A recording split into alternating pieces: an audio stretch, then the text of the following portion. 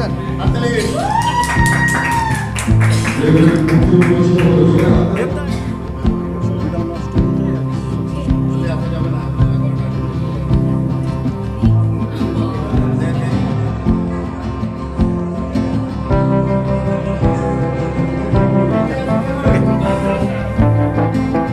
দাদা এদিকে ঘুরে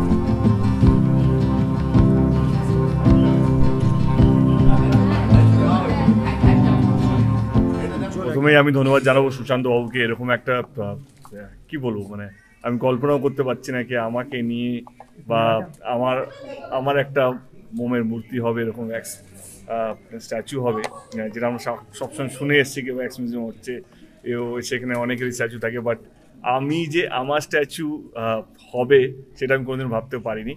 আমার এখন মনে হয় যে 2-3 মাস আগে সুশান্ত দা এসেছিল আমার কাছে, বললো যে বাংলা থেকে যদি কারো হওয়া উচিত এই সময় দাঁড়িয়ে তো তোমার হওয়া উচিত। আমি তখনও বলেছিলাম না, আমার মনে হয় আমার না হলেও চলবে, আমার কাছে আমারও প্রচুর সময় আছে, but I think credit goes to him, ওনার মেয়ে, দুজনেই লাইক বিনোদের সেটকে না আমরা করতে চাই। এবং ঘটনাচক্রে আজকে আমি আসানসোলেই ছিলাম, কারণ আমার পরের ছবি শুটিং, খাদানের শুটিং আসানসোলেই হবে, তো কোথাও যেন মিলে গেল, এটা প্ল্যান ছিল না, বাট থ্যাংক ইউ সুশান্ত দা, thank you so much, thank you.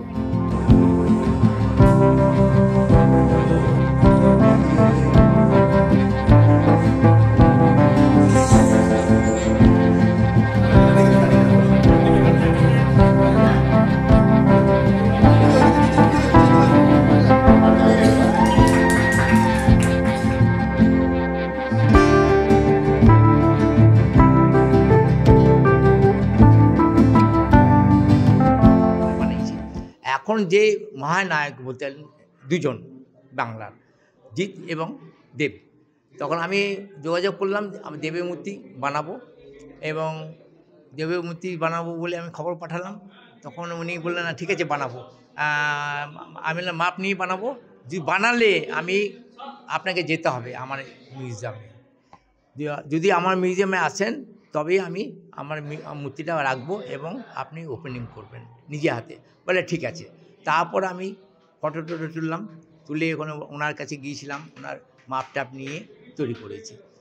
সেই হিসাবে আমি আসল বিখ্যাত এখন শিল্পী বাংলার দেব।